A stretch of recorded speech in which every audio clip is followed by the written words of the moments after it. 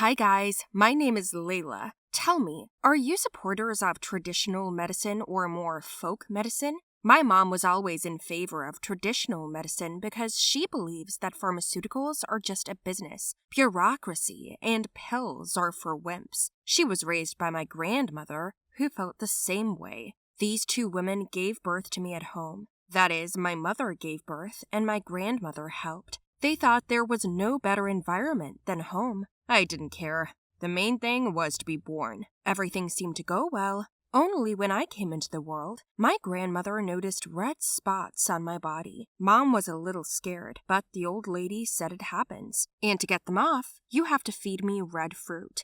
Well, up to about 4 years, I was fed everything red. Eventually, I also got allergies in the form of red bumps. I was treated for allergies with some kind of herb. I do not remember that they took me to the hospital or even called a doctor. And every time I was sick, my mother had her own medicine. Mom, my stomach hurts. Here's some peppermint and chamomile tea. You can drink it. Mom, my throat hurts. Here's salt. Go gargle. Mom, my leg is numb. Let's go rub some fat on it. It will go right away. It's always like that. It's okay, but when it came to my spots, they got bigger. Every year there were more and more of them. My grandmother kept experimenting with herbs, decoctions, tree bark. They gave me water, smeared it on me, bathed me, but it wasn't getting any better. When I turned 14, I woke up and saw in the mirror not myself, but a tomato. Well, not literally. I was just red. Perfectly red. Like a tomato. I was already avoided by a lot of people at school. They thought I was contagious, and now I was. But what did my mother do? She told me to spend more time outside in the sun. The rays were supposed to dry out my skin. Once a teacher advised me to see a dermatologist, but my mom overreacted, shouting that she knew better for her child. No one else was allowed any advice. And while they were brewing me another batch of herbs, I went through all the stages of humiliation. At school, I got a nickname instead of a name, Lobster. On the street, everyone rustled as if from fire. In the store, everyone stood 2 meters away, and if a child ran up to look closer, parents panicked and led them away, and even threw their purchases at me.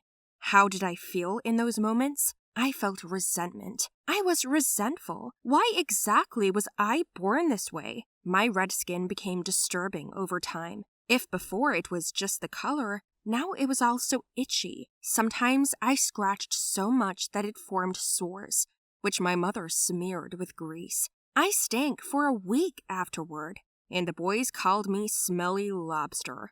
Don't say that! Oh, look! The lobster is talking. I had rotten tomatoes and beets thrown at my desk, and they drew red paint on my chair with crab pinches. No one wanted to be friends with me, but they were happy to mock me. Thus, I was always alone.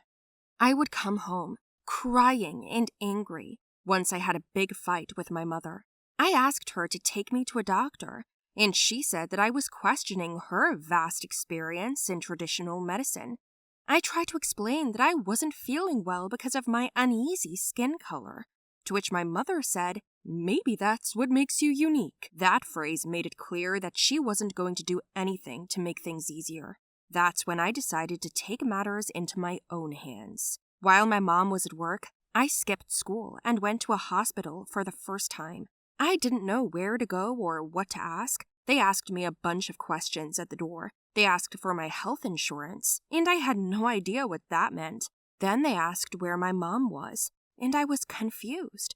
Some doctors put on masks at the sight of me, surrounded me, asked if I was in pain or nauseous, if I had any medication. I began to be afraid, short of breath. I was sweating and could not get a word out of myself. Then some doctor approached me closer than anyone else, gave me some water, and offered for me to sit in his room, but I didn't want to drink it. And then I noticed 2 men in white uniforms who wanted to grab me. "Ah! Leave me alone!" I screamed and ran out into the street. I was very frightened because I had no idea what a hospital or doctors are like. I didn't know that they provided care, or how they treated people, or what to say to them. As soon as I ran out of the building, I immediately ran into someone and fell to the ground. It was my classmate, Sarah, the one who teased me the most. Ew, you touched me! Now I'm gonna get sick too. I spit on her hand. Now you're definitely going to get sick. What have you done, you fool? I have an incurable disease, and I shared it with you. Sarah started crying like a little girl. I felt sorry for her. She ran to her mother's house while I was messing around with her, and a nurse came running out of the hospital to see me. I wanted to get away from her, but she said she knew my mom. Who are you? My name is Jess. I used to go to medical school with your mom. What? Did Mom go to medical school? You didn't know that? She was top of our class. My mom never told me anything about that. I know. Me and my classmates heard that she gave up medicine. It's a shame. She was capable. She could be operating now. Do you know why she did it?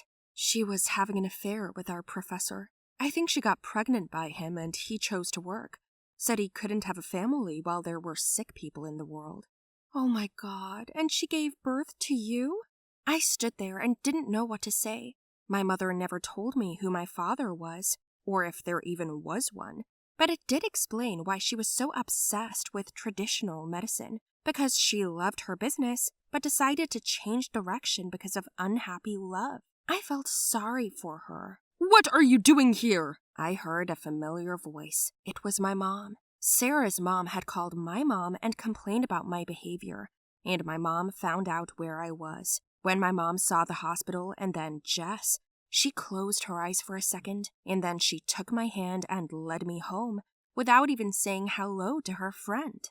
At home, my mother showed me other options that she thought would definitely help me. They tasted bitter, sour, well, generally disgusting. The next morning, I noticed that my skin became a little lighter. I drank that potion every day and I couldn't believe it. I was really whiter in front of my eyes. Man, I was so happy.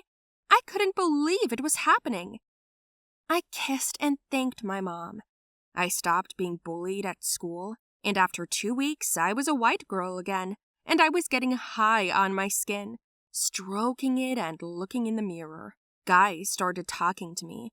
They weren't afraid to come up to me anymore or take my hand. One boy even invited me to the movies. How cool is that? I bought a new dress for the occasion, got a haircut, and for the first time, wore light makeup.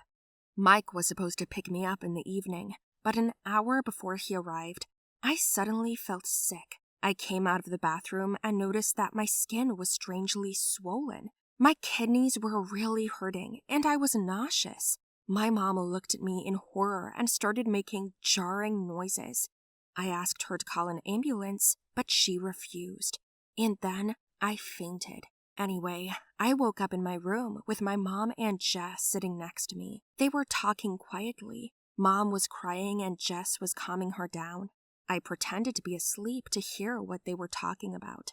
I loved him so much, as I loved my job. I could have had a baby and it wouldn't have hurt him or me in our futures. I mean, we could have been a medical family. I know. You have a beautiful daughter. You were like that too.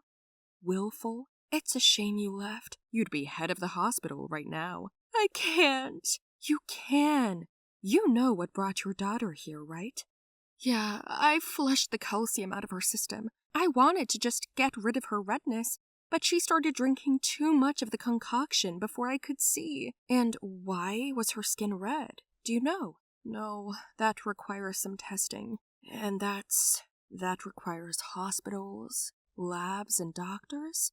Yeah, I almost killed my daughter because I made a mistake when I was younger.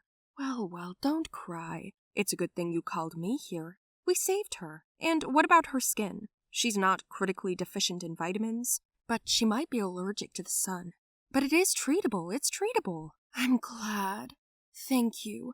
Their conversation gave me hope. They discharged me 4 days later. My skin wasn't red anymore. I was prescribed a bunch of shots, vitamins, and sun protection. My mom gave me my own shots and took care of me. Of course, I had to fight with my grandmother, because that's actually who got my mom into traditional medicine. Only this time, my mother didn't give in to her. Then, when I was completely cured, I did go to the movies. In the evening, I was waiting for great news.